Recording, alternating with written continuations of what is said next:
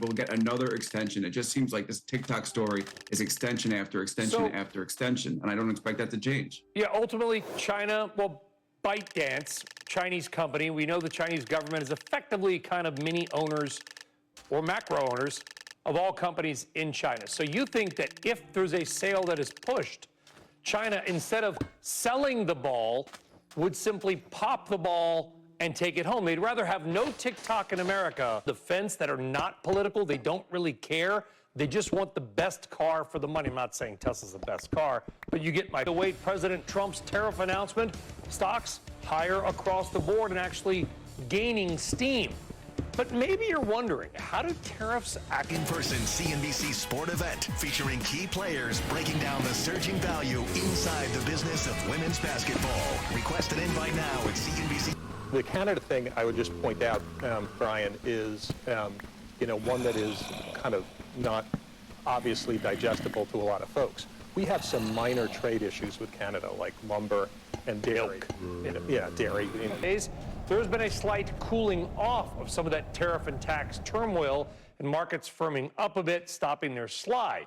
And we say maybe slide with some trepidation, because despite all the panicky headlines and hot takes on other channels, the S&P 500 is only down about 3.5% this year. Remember, on average, markets tend to fall over 10% at least once every year. And that analogy. Look, I think the 70s are an interesting analogy. I was actually born in the 70s, 1973 to be exact, which was when we actually had a bear market. So I suppose I'm a bear market baby, which probably makes me a bit more cautious, because going to exist is not by selling out of the market, it's by staying diversified. If you saw the market move into cash, you to me are telling me that you know exactly what's going to happen, which no one does. Yeah, and the more a market goes down, the longer it takes generally to come back, and the more money and higher percentage.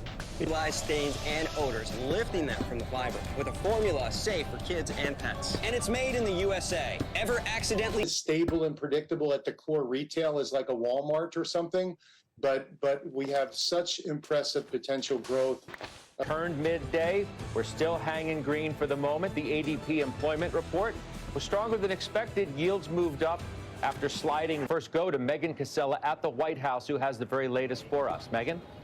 Scott, this is what we've been waiting for. Less than an hour now until that Rose Garden ceremony, where we'll finally hear from the president, who has made his decision now on just how he wants to proceed on the reciprocal tariffs. The Rose Garden is all set up, about 150 seats there for steel workers, auto workers, manufacturers who will be in attendance for that. I'm told the president now is just focused on finalizing his speech. We only have a few hard details, though, on what the decision will look like. One is that the tariffs are set to take effect immediately. Everything being announced today should take effect maybe at midnight, maybe sometime tomorrow. They start being collected. We also know that Treasury Secretary Scott... We're saying 2%, 2.5% GDP. Gee, that's great. How do you get a 15% earnings boost out of that? And we all know right now the street is between 0 and 1% for this first quarter, which, of course, just ended a couple days ago. Spreads have not widened dramatically, even this week, as stocks took it on the gut.